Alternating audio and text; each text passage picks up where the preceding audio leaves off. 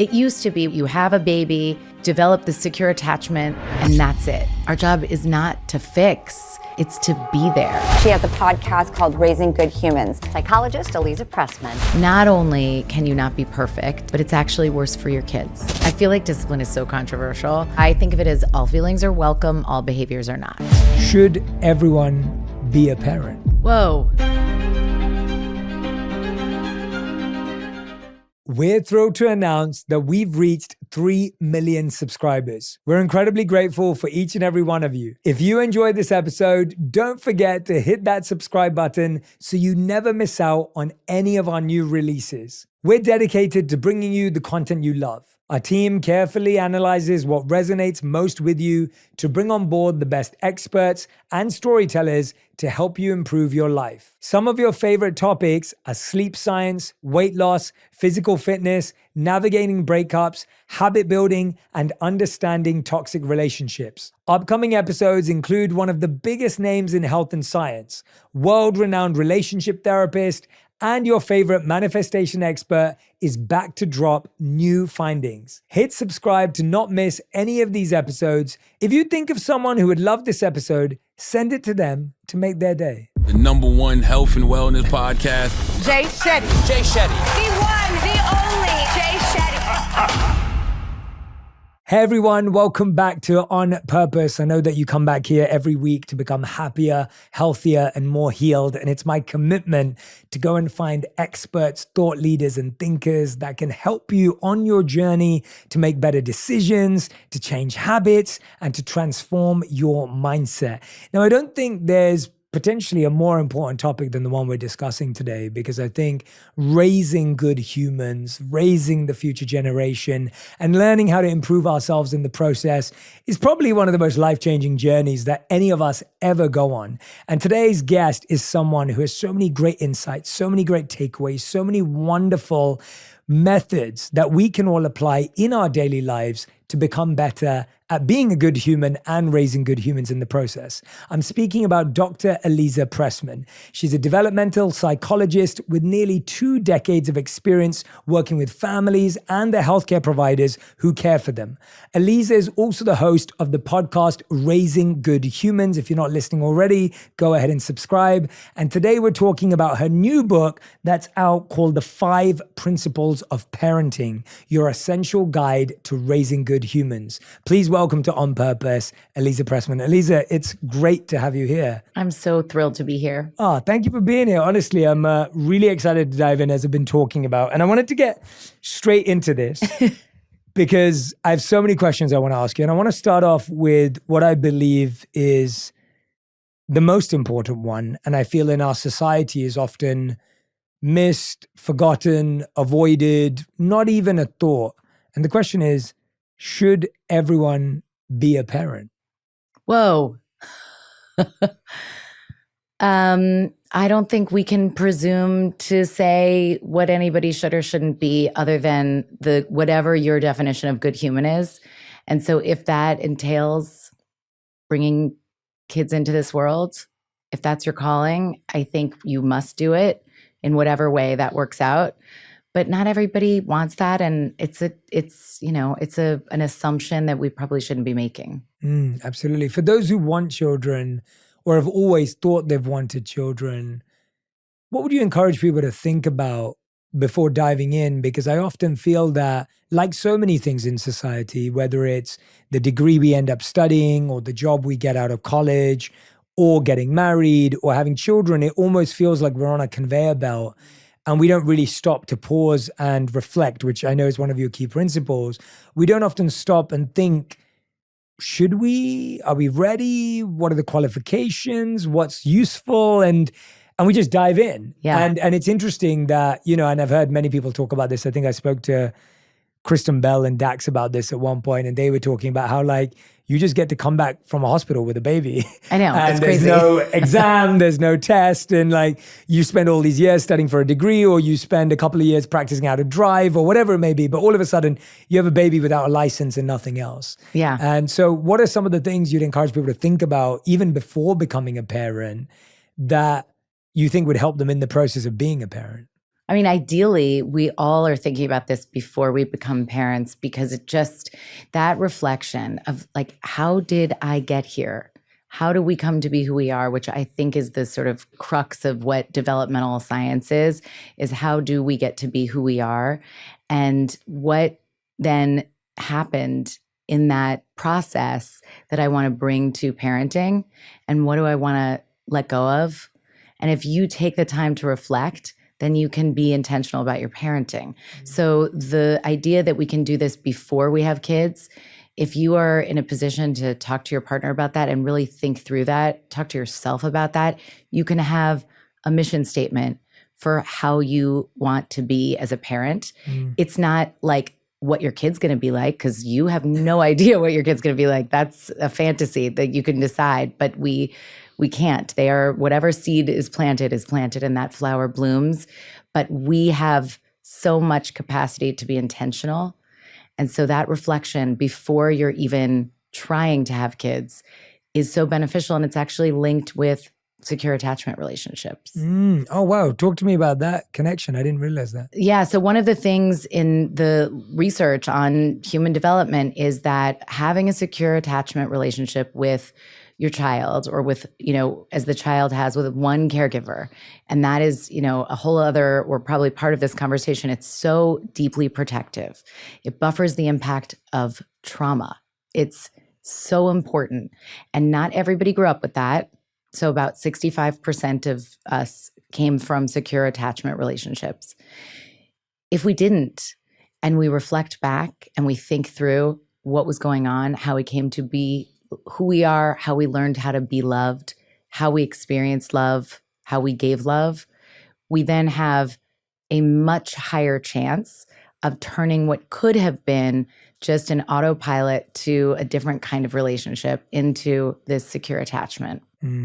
Now I know what everyone's thinking right now. They're thinking, Aliza, I wish you told me this 5 years ago. You'd have saved me, right? Like, I feel like a lot of our listeners may have already had children, and it's natural. Again, I'm not judging anyone. It's such a part of our community and society. And then I think a lot of people, especially our community, who is really smart and thoughtful and intentional, and listens and goes, you know what, actually, I realized that, but I've already had children now, and I feel like I've made mistakes. What are some of the most common mistakes people come up to you with, where they're feeling guilt and shame? Yeah. And I feel so sad for that, because again, you couldn't have known, you didn't know. And now that you know, as Maya Angelou said, now you know better, you can do better. What have you seen are some of the biggest mistakes people carry around as guilt and shame when they have become parents? Well, I think so importantly, attachment relationships are dynamic. So you aren't just like, it used to be, we used to think like you're either, you have a baby, you develop the secure attachment, it's like a bond, and that's it. But we know now it's dynamic. And so if you have a 5-year-old or a 16-year-old or a 35-year-old, you can still grow that healthy attachment relationship. So you can change. And that's what your audience knows all the time. And it's true about relationships with your kids. But I think that shame is from thinking like, I wasn't there enough. There's shame in not being able to fix whatever your child's going through. And what I hope everybody like gets from certainly this conversation is that our job is not to fix, it's to be there.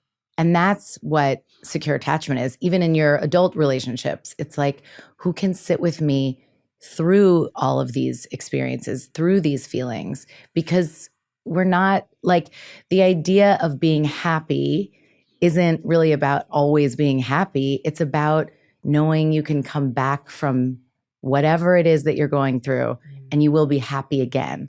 And if our kids experience the range of things that come their way and they know that they have someone sort of sitting by their side, they end up in this relationship that is securely attached, and it's not like one and done. And if it didn't, that's the thing that I think is the trickiest, is feeling like I'm responsible for my child's constant happiness. I have to feel ashamed if I wasn't there for every moment, or if I couldn't fix that feeling, which you can't, as you know. And I think sometimes people feel like they're maybe better or worse at different stages. And so there's, like this assumption that we're going to kind of know what to do. Like the idea that you do come home from the hospital and you're just like, okay, I guess. I just feel like in adulthood, this happens all the time. Like I remember just the first time I was, in my 20s and I had my own apartment and I was like, wait, I can just decide what I'm doing. I can open a bottle of wine. Like there were things that I still was like, it's bizarre. Yeah. And now like that I'm the last, person in charge of whatever, and there's nobody that I'm supposed to ask and I can make a decision. I'm still kind of like, is that okay? Yeah. And so the idea that you're just like in charge of raising a whole human being or more is really daunting. And we all kind of think everybody else knows. We don't know. Yeah, and I think those two things really resonated with me. This idea of I want to fix all their problems and I'm not there for them enough. And I can feel like I can obviously only relate to them theoretically from a parenting standpoint, but I can relate to them in my other relationships. Yeah. So whether it's with my younger sister or whether it's with my wife or whether it's with the people I love in my life. And I can only imagine how that is amplified with a child. That's that feeling. And so how do you carry that weight and almost loosen that control that is naturally, it feels so gut instinct correct, right? It doesn't feel like that's a bad idea. Yeah. It feels like that's the best thing. That's what you were made for. And then you're failing at it.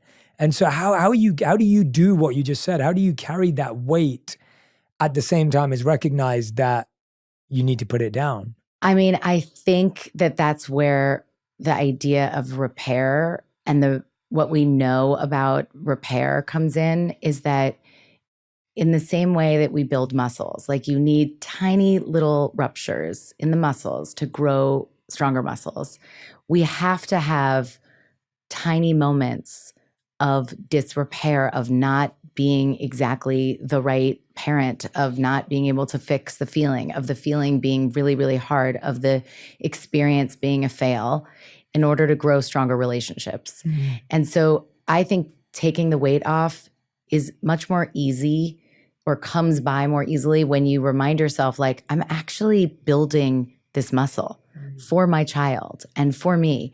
So every mistake is to me this like, okay, because you have this relationship, because you're invested, because you're intentional, you're going to blow it. You're not going to be able to fix it. You're going to feel like, oh my God, did I ruin my kid? And no, you invested in resilience building because you're there. If you were like, oh, well, like rot and suffer, that's a totally different thing. But nobody listening to this is that. Yeah. And so I think that lifts the weight of, not only can you not be perfect, and not only can you not fix everything, but it's actually worse for your kids. And it is important to acknowledge what you said, which is it's still appropriate to want to. Of course, like you should, I think we all want to help the people we love. And it is amplified with the people that you are raising, because it's like, I can make this better. I have capacity to change this, to call the school, to call the friend, to change the system, to move, to whatever. But when we can get a little bit more sort of accepting of the fact that it is so hard to watch someone struggle, but when they're struggling next to you and you can be there for them and help them understand that that is part of being a person, it's not dangerous. Feelings are not dangerous. You're giving them such a gift that's where I think you can let go of the weight. Wow. Yeah. I think when I'm listening to you, I'm thinking it takes almost the same amount of energy to shame yourself as it does to shift yourself. Oh, wow. Yeah. Right? This idea of, I'm going to sit here and keep replaying the mistake I made and the wrong thing I said and how I messed up in this moment. Or I do reflect on that, as you would say. I do reflect on that. And now I know what I need to say next time and what I need to say now and how to behave differently. And that takes the same amount of time. It takes the same amount of energy. It takes the same amount of effort. But our negativity bias naturally takes us into that. It's like a spiral. Spiral, yeah. And just self-judgment, self-criticism that we then pass down onto our children as they see us do that. And then when you shift it, you're actually building the very strength of the relationship that you're lamenting because of the mistake. Yes. Yeah. When you were saying that, I was thinking about, I almost feel like when I speak to a lot of parents as well, and I speak to my community and audience, there's a feeling of, I went through something. I never want my kids to go through that, right? Or I didn't get this opportunity. I really want them to get this opportunity. So our life becomes this mirror projection of what I've called before the gifts and gaps in our life. So if our parents gave us gifts, we want them to have those same gifts. And if our parents left gaps, we want to fill those gaps for the kids. And so in that mindset, how does that mindset create challenges and issues? And how do we actually tweak and refine that? I mean, I think we overcorrect. And so if we're reflective and we can say, okay, this is the thing I really didn't have and I really want my kids to have, but let me be aware that that doesn't mean that I should forget about, for example, boundaries. You know, if I didn't receive a lot of affection and love and connection, am I going to be so worried that I'm not giving enough of that to my child that I'm scared of the limits and boundaries that are necessary for their safety? I think that happens all the time. And so it's all middle path, you know, like if we notice that something really, really matters to us, can we let it matter without overcorrecting and forgetting about these other things? Yeah, and that's so hard. I know. It's such a challenge. Like I feel like that controller inside of us. And I feel that there's such a experience that we're having of what we're trying to heal in our children is what we're trying to heal in ourselves. And so there's this constant belief that I think I'm trying to heal them, but really I'm just preaching to myself and processing something internal. But our self-awareness is so warped sometimes or hidden that we can't see that. We think we're doing it just for the benefit. How do you break that veil? Like, how do you reflect effectively? I think that's the question I'm asking. Effective reflecting. Yeah, what is effective reflection? Because I think we can all ponder, and maybe our reflection takes us as far as, yeah, you know, my parents like always forgot my birthday. I won't forget my kid's birthday. I'll do it, right? Or, yeah, you know, my dad never turned up to my sports games, and so if my kid's sports, like, I'm not going to miss a thing. Yeah. So like, that's good, but what is the most effective version of reflection that makes it such a big part of your 5 principles? So I think if you can write down, like set a timer and for 5 minutes and write down the story of who you are as a parent that your child's going to explain to their grandchildren. Oh, wow. Just 5 minutes. Who are they describing? And then circle the words that really keep coming up and make that your mission. Like, this is my mission statement as a parent. And I now know sort of my North Star. And within that framework, I'm going to reflect and decide if it's still working or am I overcorrecting? So like, for example, if one of the things that keeps coming up is, I want to be present, I want to be present, I want to be present. And the way you're translating it is, you're not missing a game, to the point where your child doesn't know how to enjoy themselves without the audience, to the point where it feels like they are so the center of your universe that they are worried that you are not a person without them. Then you would want to pivot and say, I can be present without being invasive. You know, but I think that that's the easiest way is to check into, how is this, I mean, in a scientific paper, you'd say, how's this operationalized? And in life, I would genuinely do that exercise regularly, like kind of every year, and check in. And the other thing that I think is very interesting about it is if you figure out kind of what your mission statement is, like in this, as this parent or in this household, if you're doing it with your co-parent, or again, you can keep it to yourself. But as your kids get older, if you say to them, my mission in this as a parent is this, these 3 things were really important to me. What do you think my mission or our mission statement is? And if your kids come back to you as they're older and you're like kindness, empathy, and presence, and they're like education, persistence, and money, that's okay. Yeah. But then it's a moment to say, there's one of 2 things happening here. Either I'm not parenting in the way that I mean to, because the messaging is clearly not getting across, or I'm not honest with myself about what I'm really going for. Because there's no right or wrong. No. But it's more like, how do I keep checking in with it so that reflection is taken into action? Hey, you're just catching me as I have my midday pick-me-up. I'm sure you've heard about Junie. Radhi and I put all of our love into creating this amazing drink. It's full of nootropics and adaptogens, great for that little boost of energy, enhanced focus, and a happy mind.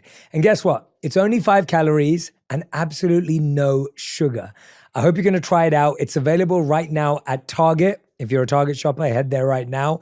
And at Sprouts as well this summer. Go grab your Junie. It's so interesting how 2 people can have the exact same experience with the same parents, yet respond so differently. Yeah. I played a lot of sports growing up, and my mom would be taking care of my sister, and rarely would my dad show up. And I took that, and I have a good relationship with my dad now, and I took that as a sign of I got to decide who I wanted to be. And it's been probably one of the best things that ever happened to me that my dad didn't show up, because I had no one to impress apart from myself. Yes. And I love that, because till this day, I make decisions based on, not completely, I have challenges too, but I make, wholly I will reflect on decisions as to how do I feel about this, because I'm the person that I have to live with. And I think that's one of my favorite qualities that I've been able to gain in life. But I also know a lot of people who've been through the same thing, and they've just feel abandoned, they feel discouraged, they feel like no one was ever there for them, they weren't able to learn self-validation in the process. And it's almost like, as parents, when you're trying to overcorrect, it's like you don't know how a child is going to respond to your presence or your absence. And I think we can kind of get into a whirlwind around that. And I like what you're saying, this idea of actually reflect with them. Totally. It's such a beautiful way as they get older of like, what does that mean? And I think that requires such a maturity on a parent's part, because it's hard to do that. It is. But then you get to also model for your kids this thing that we wish maybe was modeled for us, reflection. Yes. And also, just to your point about the different responses, and I write about this in the book, and this is a big part of the literature on developmental science, but temperament really is real. And I like how Dr. Thomas Boyce talks about it as orchids, dandelions, and then later folks said they studied tulips. But it's like a way of looking at how the environment influences you. That's kind of, you're born this way, right? You come into this world, it has nothing to do with anything that your parents have done. You are responding to the wind in a different way than the next child. And so an orchid is going to thrive in certain sunlight, water, and soil. But we've all, or maybe not all of us, but I certainly have tried to raise orchids and they're like, it's like a stump. Yeah. Because I wasn't sensitive enough to that particular flower's need. And so I learned about the plants that needed less and I could fill my house with those. But you can't do that with kids. Yeah. And so, but like a dandelion child, and these are real, like they studied these orchid babies for real, like as babies, not as actual flowers, but just labeled them as orchids and dandelions. And a dandelion is probably going to grow with just like your basic sunlight, water, and soil, your basic love connection and some boundaries and rules. And they're going to go to the game, not go to the game. They're going to be fine. But if you have a kid that isn't thriving and that's happening, then it's very courageous, it's very vulnerable, but asking ourselves, like, what do I need to give in order for this flower to bloom? And it's going to be different for every child. So it's not like you have one way to parent and that's it. But, and it's not as exhausting as it sounds. It's more just like, okay, this one, because you see it pretty quickly. Like as you get to know your kids, you're like, this one notices the sound of the air conditioning more easily. This one does not notice if anything is going on. Like they're just sort of moving around the world and nothing's getting to them. Other kids are like, this tag is itchy. It's temperament. It's not because, the parent was over coddling. It's like you can amplify these things, of course. Like you could take a kid who's very sensitive, ignore their needs, and they're probably going to be extra needy. Or you can take a kid who's extra sensitive and turn that sensitivity into beautiful empathy and creativity and curiosity and thoughtfulness. But you're still dealing with the same sensitivity. So I just think that recalling that you could go through experiences like not having a parent come to your game and know, let's say you have a kid and you're like, my dad never came to the games. And this is why I'm kind of amazing at knowing what I need and knowing that I'm not doing it for everybody else. And I'm not performing to please a parent. But then if your child says, can you please come to a game? Yeah, you can't apply that. You have to say yes. But I think what would be great is that you know in your heart, yes, I'm going to go to some of those games, but I don't have to go to all those games in order for this child to thrive. And that's the gift of the lesson that you got from your father. I love that. I so appreciate the nuance of that and the sensitivity of that, because I think that's where we trip ourselves up, where it's like, oh, that's the lesson I learned. I don't need to go to any games. They'll learn independence because that's what I learned. Right. They're an orchid or whatever else it may be. And that lack of sensitivity and that lack of connectivity with them and noticing their temperament and noticing their environment that they need is often what happens. And I also find that there's this kind of what you were saying with this idea of when we're noticing these things in them, when we notice inadequacies or lacks in a child in what we perceive to be an inadequacy, it's because we're having this feeling of we're inadequate because we haven't been able to have them not have that issue. Yeah. And I find that we're trying to solve it so that we can solve that inadequacy inside of ourselves. And then when it doesn't solve, and then we keep thinking, well, it must be me. It must be me. Yeah. What's me? How do you process that thought? Or what's a healthy practice to have when that seems to be a recurring theme? It's really interesting because as you were saying that, I was thinking about what really pisses me off. Like when do I disappoint myself as a mother? And it's when my kids are doing something that I feel is hard for them, or they get hurt, or something is like they should be better at this because of my parenting and I was the one who blew it. And so my anger is not at all at them, but it can come out at them, which is the only thing that sort of motivates me to deal with it, because we just feel like such failures. And a lot of the time it's just like, wait a second, can I also look at what's the benefit of having something different going on for this child? Like maybe it means that they're going to see things in a clearer way, or maybe it means that because this is bothering them, they're going to pay attention now. I don't know what this is, but like, because, this is a silly example, but let's say itchy tags bother them and there are sensory issues and all sorts of things, but we're not getting into that. But because itchy tags bother them and they really like soft clothing, and you're like, I've raised this kid who can't function in the world and now I'm mad at myself because I'm like, just deal with it. But if you could say, I wonder if this is what strength will this bring for them, instead of looking at it as a weakness? Is it possibly just different than you? Because one of the things about temperament is also like, what kind of flower are you? Because there's something that researchers have long looked at, it's called goodness of fit. And when a parent and a child has a good fit, their temperament matches well, they tend to do better. And so they're not going to change, but we have more capacity to sort of pay attention to that. And so another thing that we can think about is like, what is my temperament? How do I respond to the environment? And why is that bothering me? And also, if you feel like, because I would say an example that happens a lot is if you have a kid who's more sensitive and you're just like kind of a dandelion, it's annoying. You know, you have to take a lot more care and a lot more time.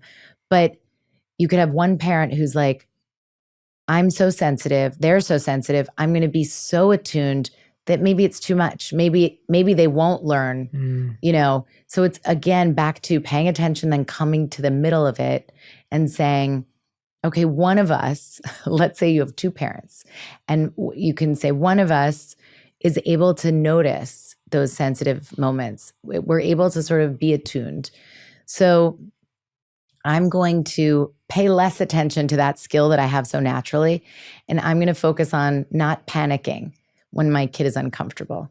But maybe the more dandelion-like parent is going to say, I think I've got the not worrying so much about them and thinking they can handle it. So I'm going to focus on being more attuned to what's going on for them. And so we just like, it's this, you know, constant sort of, it's not hard though. I think it's interesting. I think if you look at it as curious and interesting, it's not like, oh my God, how much is there to think about? Yeah.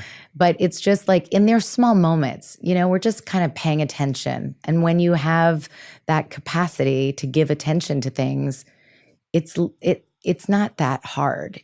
What's hard is that we just want it to be right all the time and not hard. But like when you let go of it and you're just like, all right, my tendency is this. I'm gonna go on the other side of it and challenge myself more often than not, 55% of the time. I think you can really develop incredible relationships with your partner, with your kids, because you're basically saying, I'm not going to assume that you and I are the same person. I'm not telling the same story. I'm going to let you unfold as you are. And I'm going to give you a little bit of my, you know, like what I can offer. Are there different forms of communicating with children that work at different ages in their journey? Like, are there certain types of communication or forms of communication that are more effective between 0 and 5, 5 and 10, 10 and 15, or anything like that? Or how do you see that communication evolving over ages, I guess? I think the first 5 years, there's a lot more physical communication, even though, of course, we want to use our words because the more exposure to language you have, the more likely you are to have, you know, sophisticated language. But physical touch is so effective. And a lot of times we try to talk young children like out of feelings. And those are the times that I really want to encourage people to let their nervous system do the talking. So you just kind of put your hand on your heart, take a breath, remind yourself that whatever's going on for them, they're safe. They're just upset. And so you're lending them your nervous system, but you're not telling them. You're not like, you're safe, you're gonna be okay. You're just upset that you didn't get a blue cup and you really wanted it. You're more like reminding yourself of that quietly. You don't need to use words. And then over time, you can use more words. But in general, we use too many words. I say using so many words. Wow, that's interesting. And the reason for that is? Because our kids only have so much capacity to listen. And a lot of the things that they're learning from us are watching and borrowing our nervous system. So rather than saying, you know, whether or not something is worthy of freaking out about or telling them how to feel, they could just see that it's not scaring you. So instead of saying, don't be scared, they can be scared, but they're watching you not be scared. And like a flight attendant, I mean, this shows you my issues, but like I am not a great flyer, though I fly a lot. And I always choose the seat close enough to the flight attendant because I just want to see how they're doing. And then if there's turbulence, I feel like they have enough experience in this world, in this gig of flying, that if it were worrisome, I would pick up on it. And it's the same thing if our kids That's are so looking at us, interesting. come on. Like, so we don't have to say so many words, but we do have to pay attention to what's going on inside of us. That's such a good example. That is so interesting. I'm like, I fly a lot. I'm not afraid of flying, but if there's bad turbulence, that's the first thing I do. The first thing you do, right? Is I try and look at how they're doing. And it doesn't matter whether they turn on the thing and say, hey, there's turbulence, put your belts on. I'm watching You're them. looking at their face. Yeah, you're looking at their face. And their No, body that's language. so real. Yeah, wow, that's such a great example. And you never think about that because you think it's the words that do the communication. Yeah. And you're so right that often you don't believe the words or you don't feel the words. Exactly. And I want our kids to believe us. And so if we are going to use words, we have to believe them too. Like if you said, no, I'm not upset, but you're upset, it's a mixed message. And so over time, your kids they're not going to believe that they can read people properly because it's like, what's really going on? So I think part of it is fewer words. And then when you use words, tell the truth.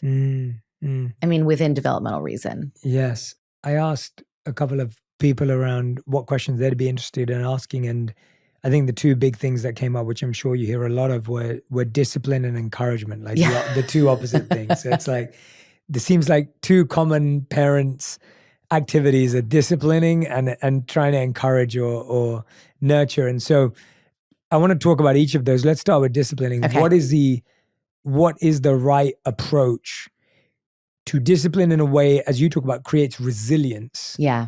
As opposed to, I guess, if we had a mission statement for disciplining traditionally, it would be to get things right, to do things well, to know what is good and bad. I feel those would be traditional metrics of discipline. Yeah. What would you say are the new metrics, and what does healthy disciplining look like to lead to resilience? Okay. I feel like discipline is so controversial, but I think of it as all feelings are welcome, all behaviors are not. So if I had to sum it up, and I think we do think of discipline as punishment versus teaching, and it's teaching. And if we're teaching how to move through the world, and if we're teaching kind of what's expected, what are boundaries, and they're real, like they are for your emotional and physical safety, and you're not just doing them to control, but you actually are like, no, this is a big deal because it actually influences your growth and development. It's not just for my entertainment. Then your kids trust you a little bit more and the relationship is stronger. But I think the key with discipline is not being afraid of how our kids react to it and having the strength of purpose and belief that if they do have a negative reaction to it, we can love them all the way through it, but we're not going to change our minds about it. Because that's where it gets messy, is that, and I think this is partly my whole field and industry. If we're talking all about how important the relationship is, and then you have this limit that you set, like, this is my expectation of you, and your child doesn't like it. This simply, like, I take the phone away at night or the iPad or whatever, and your child is freaking out about it, then you go, well, now I've messed with the relationship. And so I guess they're crying and I need to like get back in there. So, okay, I'll give you more time or whatever it is. And that's where we get confused. I think if parents really understood that feelings aren't dangerous, that kids aren't going to say thank you for the boundaries and limits that we set, and that we set them with the intention of physical and emotional safety about not just them, but other people. Like, we're not just raising kids in a vacuum. They have to move through the world and think about community and other humans. And so what's comfortable for them might not be thoughtful to other people. And so it's that balance between be there for yourself, but also not to the extent that you can't, that you're entitled and don't respect that there are other people in the world. Yeah, I remember, and I think my mom got that right from what I can, or at least followed that advice, because I remember in my time it was a bit easier because we were just playing video games. Like, that was the closest thing we had to a mobile phone, right? And I remember I'd get home from school and I was allowed to watch TV for 30 minutes and play video games for 30 minutes. And after that, I had to do homework. Then we'd have dinner and then whatever that, And I remember that hour was like something I looked forward to every single day because I'd get to watch whether it was The Simpsons or when I got older, like Fresh Prince of Bel-Air or whatever it was. And then, and those rules kind of changed over time where it's like, okay, now you get a bit more PlayStation time or whatever else it may have been as I got older. But I now look back and really value the fact that I had these limits and rules and discipline because it's created a healthy level of discipline that I value today in me. And yeah, of course, when I was a kid, I didn't enjoy it. Like I didn't want to do my homework and turn off the TV. Like who does want to do that? But I feel like it's interesting how, yeah, I don't think my parents negotiated with me or bargained with me with that stuff. It was just like, no, that's just how it is. And as uncomfortable it probably was for them that I hated them at that time, they were, at the time, they were willing to live with that. And I guess because it was for your benefit. Correct. And I guess that's the hard part, right? So you want your kid to love you and like you. And it's not fun not being liked by someone, especially when you're trying to help them. Yes. And you're trying to do good for them. No, it's true. Because it's like there's 3 kind of parenting styles outside of neglectful, which is not, that's a whole other thing. But there's like the permissive, which is best friend parenting. And it is so sensitive. And they do like you and you can play as many video games as you want. And all that's great, except for you have nobody's steering the ship. And so it actually can lead to anxiety and depression and a sense that you are too responsible for things. And the other side of it is authoritarian, where it's fear-based and it's just rules. And it's just because I said so, but without the I know you really love doing this and I wouldn't stop you from doing it if I didn't know that it was better for your brain or whatever. So that's the middle path of authoritative, where you're sensitive, but you stick with your limits and boundaries because you know that that's going to benefit your kids. And then you start to, because it's about our comfort. How much can I handle of you being upset with the boundary that I set? It's not like anything else. It's really just looking at ourselves and saying, what is my capacity for handling the discomfort, knowing that I've made this choice because it's for my child's benefit? Because they're definitely not going to be like, thank you so much.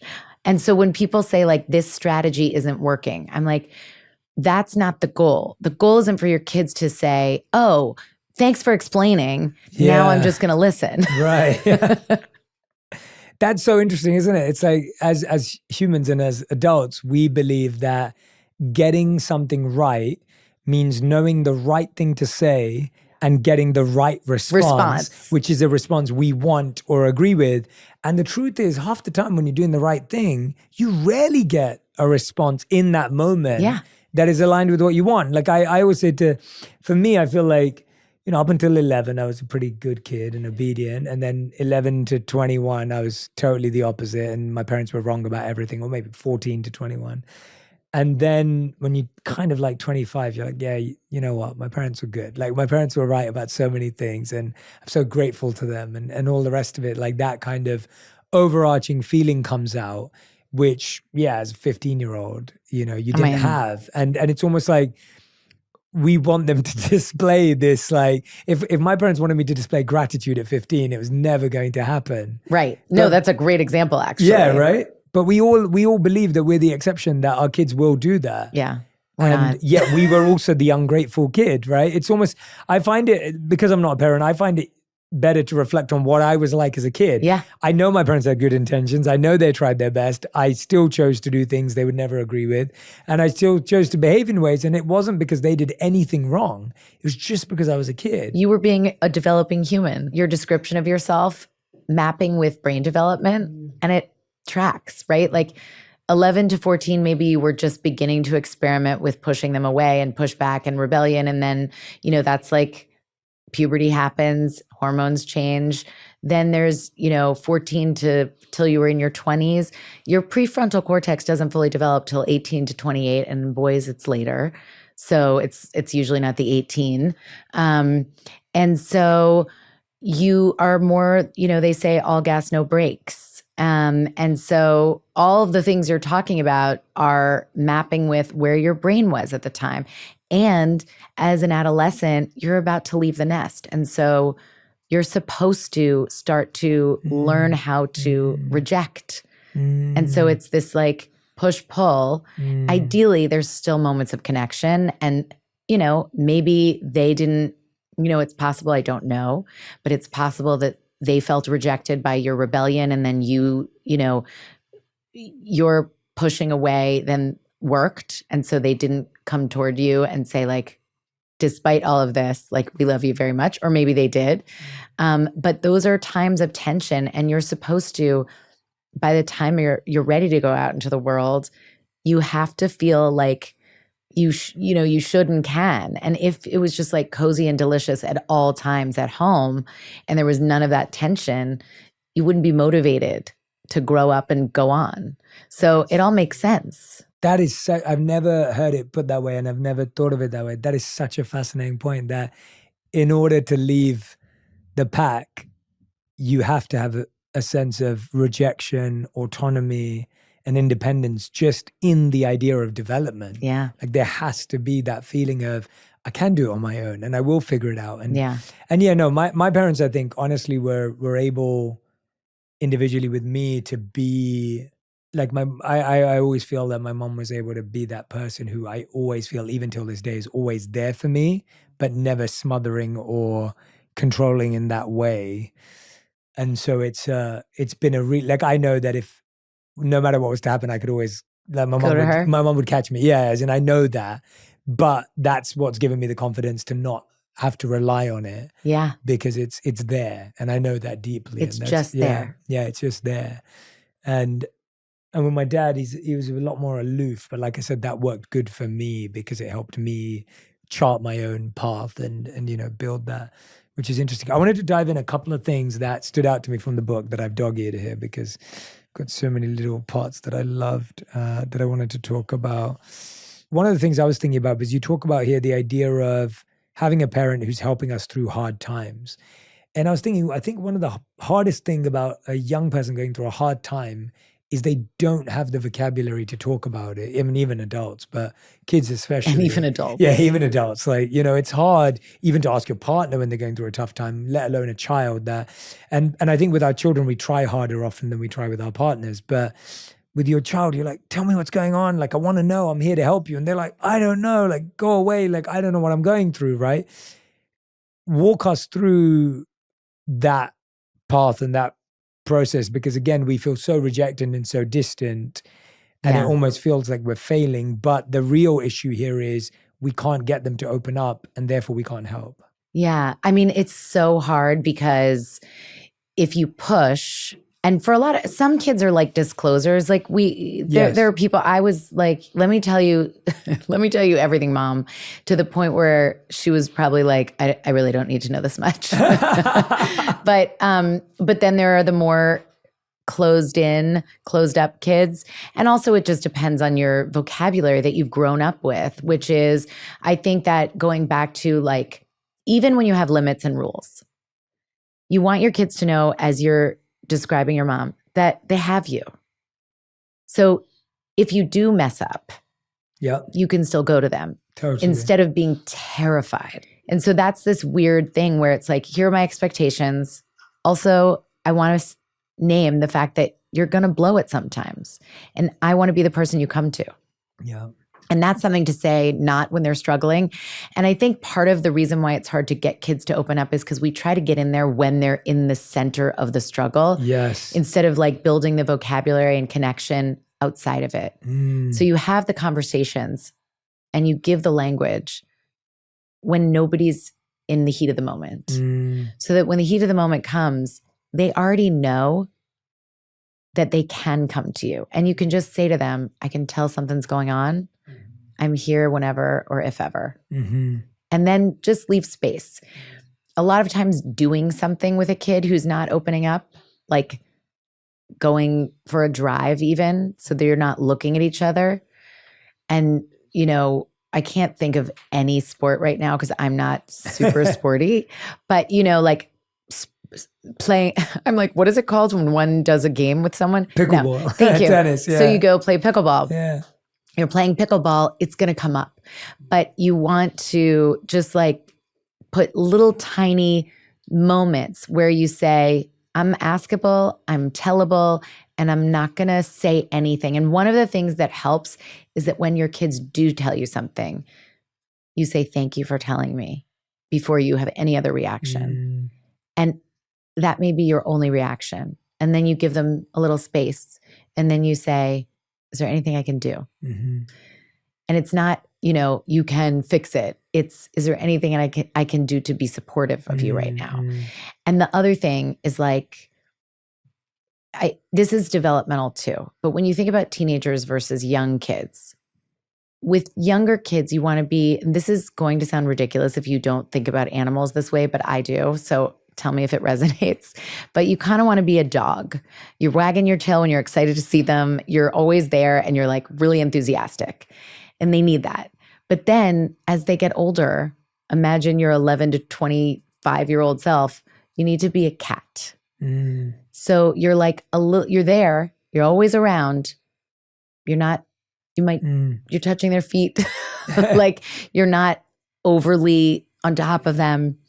But if they're interested, they can come to you, but you're not going anywhere. So it's like, it's this safe thing where you're there for them, but it's not so intense. And then they have the opportunity to open up a little bit.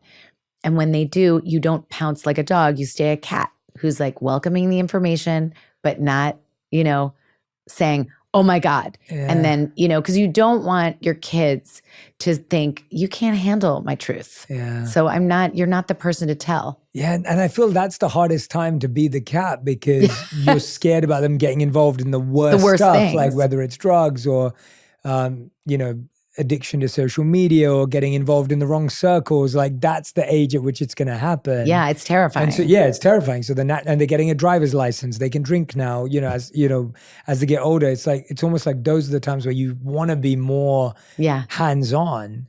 And you are fit. That's why I say you're physically present. Like, I think toddlers and teenagers need you more present than anybody. But we think teenagers are like off on their own and whatever, but you're home. Like if they're going to a party, you're home to greet them and look into their eyes. So you don't need to ask if they've been drinking because you will know when you hug them and look in their eyes, and you can have a conversation in a different kind of way than if you're sort of like, I'm out, you're out, you're older, you take an Uber, don't drive drunk, I'll see you tomorrow. So I think your presence is important, but the sense that you're like kind of all over them verbally you have to pull back a little bit. And it's terrifying. But if you've cultivated the relationship and you've set the expectations from, about substances and social media and whatever, it's easier. But when something's really bothering them, what they need is to know that they don't have to explain it and they can just come to you and be sad. What's a good way to have that social media substance conversation? Because that sounds like the worst nightmare for any parent. I know, it's like, how do you have that conversation? And again, it's like you can't define whether you're going to get the right answer back or whatever. So what kind of communication around those two specific things have been effective for parents or that you've seen? Okay, so one of the things, the most protective thing is that you just have the conversations, the relationship. And so you're like, over time, it's never one conversation. And hopefully before they're teenagers, you're starting to talk about what these things are and what they do to your brain. And with substances, for example, we know that before certain ages, your brain is it's in such a growth mode that you don't want to mess with that growth by putting substances in it. So if they have any thoughts about future and hopes and goals, now's the time to talk about that and explain that like at a certain point, you're going to be able to drink. At a certain point, depending on what state you're in, you're going to be able to smoke pot. But right now, your brain is at a vulnerable stage. And so it's a bigger decision now. And in this household, it's not on the table. And also, if you make a mistake, I'm the person you come to because your safety matters more to me than anything in the world. So you're never going to regret that. So I think it's one of those things where it's both a limit, a boundary, and a relationship. and you're paying attention. And so that's one. The best friend parenting thing can be problematic because you're like, well, I'd rather them drink at home, or I'd rather them get their drugs from me. And this is, we know from the literature, it's just not so. You don't want them to feel like, we've sort of created a world where we want our kids to, it's so easy that they don't even have to push back. You're like handing them, did you see Mean Girls, the movie? I haven't seen the new one, but the original, yes. No, the original. Oh yeah, I love the original. Yeah. Tina Fey Amy Poehler walks in like with cocktails for all the girls and they're getting ready and they're just like, ew. Yeah. It's like, you might crave connection and desperately want to give them the things so that they're sticking with you, but you're still the parent, and they need to know that it's hard to do those things. Like there are barriers so that you don't break the rules overtly. So let's say they do end up drinking. There's a difference between if your kid eventually ends up drinking because you've really made it clear they can't. So maybe they've pushed it off. So now instead of at 14, they're 17. And there's a difference between drinking, where they're just taking some sips of a White Claw, and binge drinking. And you talk about that with them. Like, if I can smell it on you or see it, that's a problem. But there's a message in there, which is like, if you're going to make a mistake, make the mistake moderately. And those are all the different ways to sort of help lay the groundwork for them to do as best they can to keep safe. But like, you're not giving them the permission and the carte blanche to just kind of do whatever. Yeah, it's such a challenging balance. It's so hard. It's so hard. Like I was thinking about it when I was a kid, if anything was off the table, that was the most attractive thing in the world. And I think that's very important to acknowledge, is like, it's still going to be attractive. So if you set no limits, the other side of it is there needs to be something for a teenager to push back on. So if you're like, I'm going to use an example that's less fraught, clothing. If you're like, you can wear whatever you want, I don't care, and you see that your child is going out to a party in like something very revealing and you don't say anything, then they're like, I'm not even getting pushback. This must not be revealing enough. I'm going to now wear something ridiculously, like so revealing that it's offensive even to me, but I'm going to do it because let's see what happens. And your parent says nothing. And at a certain point, it's like you're supposed to put on a sweatshirt and hide it from your parents, take the sweatshirt off and like know that this is not something that is like their dream, but that you can call them if you need them. Yeah. And if we make things, so it's a balance, because you need to be rejecting of your parents. So make the limit tight enough that there's, something to reject and there's something to do that's not dangerous. But also know your kid's temperament. And there are some kids where you have to frame things differently because they're just like, oh, your no is my yes. And I think that that's something to just pay attention to, because everybody's different and every kid is going to be different. Of course. Yeah, no, but that's a really interesting point about needing to reject something and needing to have tension around something. And it's almost like you remove the tension completely. Yeah. What's there to do? What's there to do? Yeah, no, that's fascinating. I want to talk about the flip side. We were talking about discipline, talking about encouraging. And I feel like the biggest thing people want to do, at least at the root, I find, is wanting to raise a confident child, right? You don't want your children to feel insecure about the way they look, the way they think, the way they act. And that seems to be the biggest challenge of the day with social media and everything else. And so there's a real sense today of insecurity, envy, comparison, feeling less than. How do you raise a confident human? Well, I think there are two parts of confidence that we can really cultivate. And then there's separately like behavior patterns that we can help along, like turning off social media, like taking it away if it's really just like harming you. So if you notice that you have a 15-year-old and they're fixated on how certain things, I don't know why I'm holding my hand up, they're fixated on naturally they're going to be, but like some are more inclined than others, and it's really starting to get them down. Say to them, how's this making you feel? Because what I'm noticing is you're feeling worse and worse when you look at this. So let's figure out a limit and I'll help you because I'll just take the phone away even when you're feeling like, oh, I really want to look at this. But it comes from this real compassion.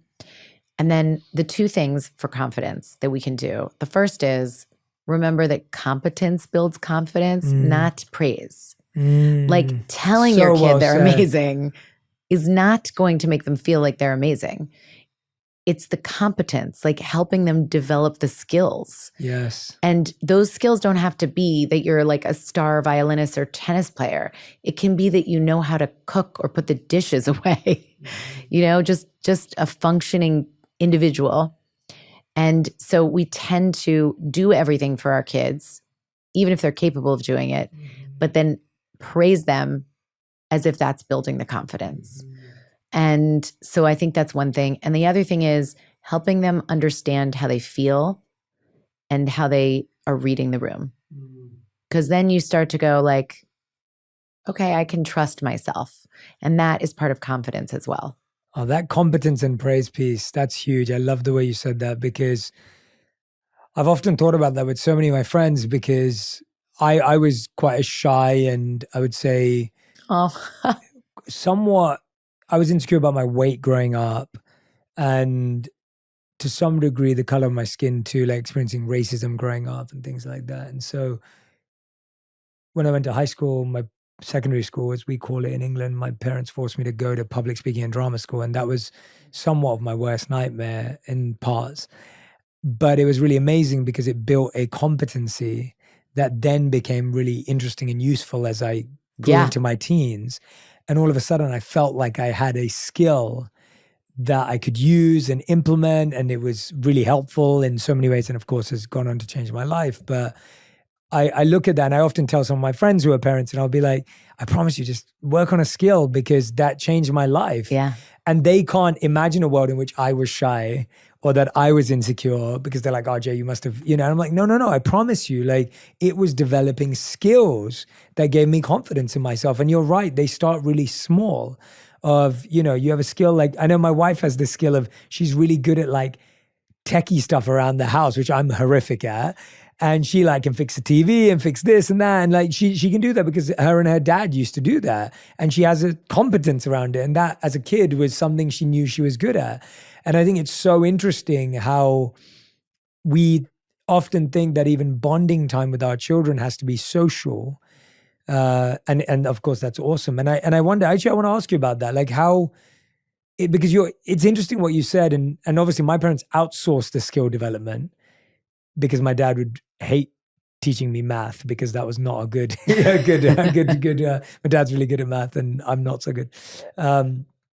So it was great to outsource it to another teacher. But how do you see that parent-child relationship based on social versus skill development and what's good to outsource, what's good to in-house? Well, I think if you have to know yourself, like if you're going to get frustrated with your kid because they are not as easy to explain math to, you're probably not the best person to help them along with the math. But if you have something that you see, even a kernel of interest in your kid, like they're interested in seeing how you fix the TV, spend the time helping them learn how to do that. Like it's a shared experience together. It's a shared skill building. Even if you're terrible at it, learn how to do it. So that teaches them growth mindset. Like I'm not really good at this, but it looks like first of all, it's great if your kids actually have a skill. Like mine are obviously better at tech than I am because they're in it.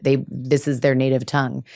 So my 17-year-old is for sure the chief technology officer of the family. And like anything tech that happens, I'm like, please fix this.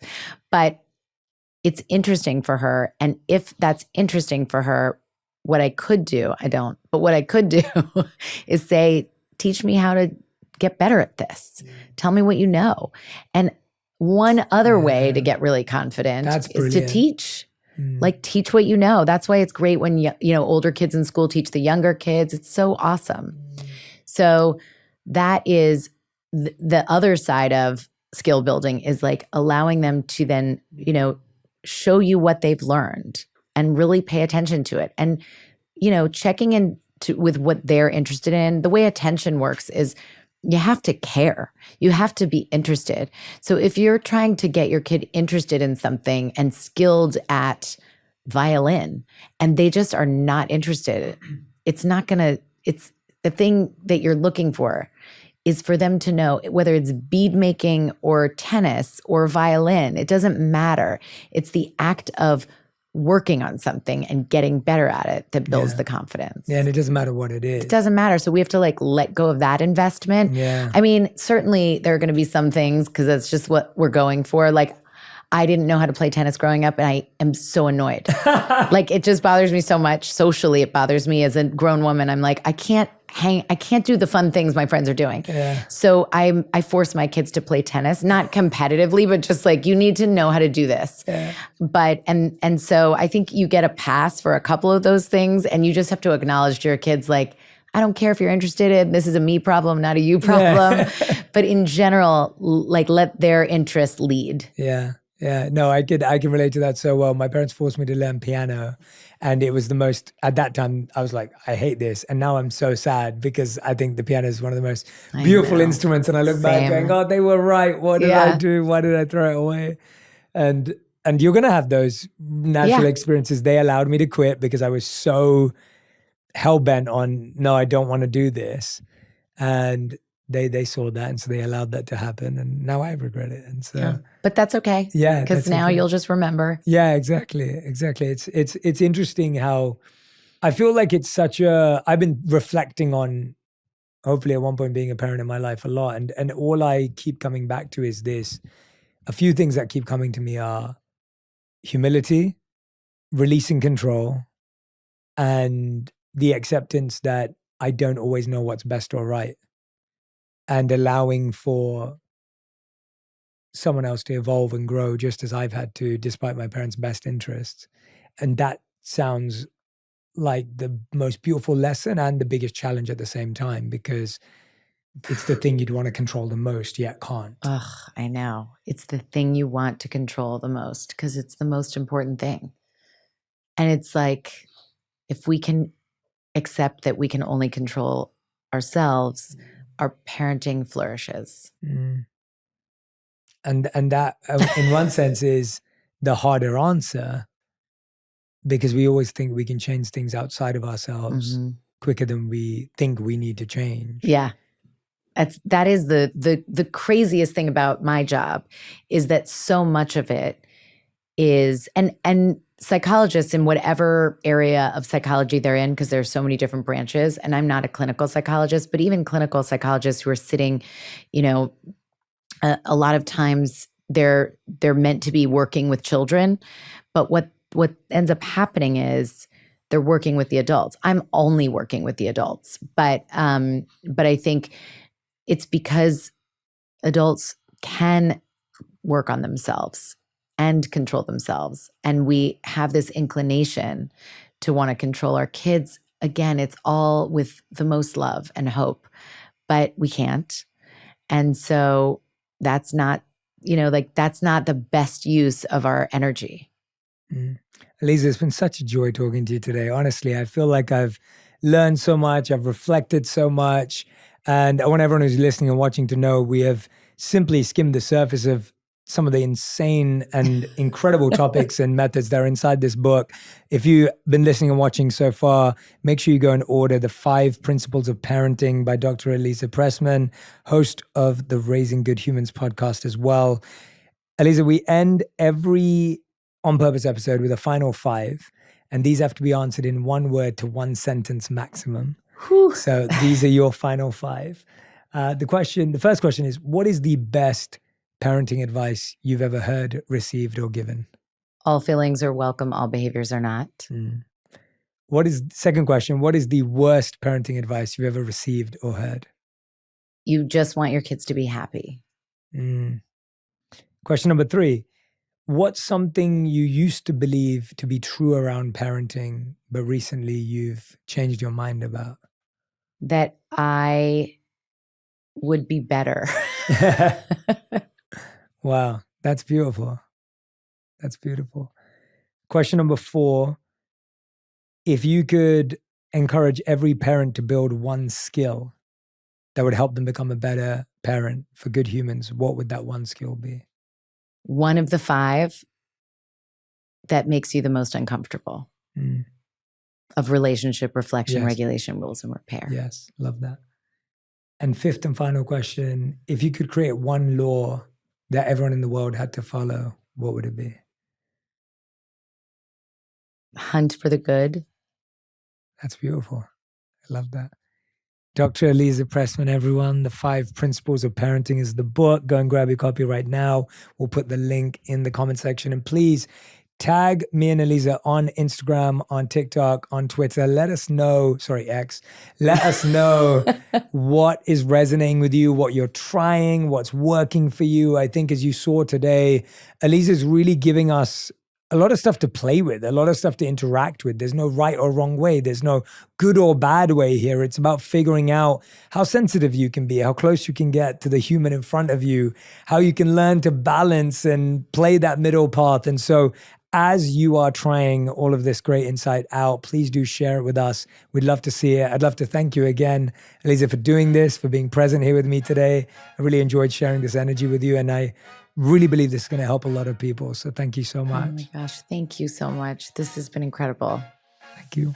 If you love this episode, you'll enjoy my interview with Dr. Daniel Amen on how to change your life by changing your brain. If we want a healthy mind, it actually starts with a healthy brain. You know, I've had the blessing or the curse to scan over 1,000 convicted felons and over 100 murderers, and their brains are very dangerous.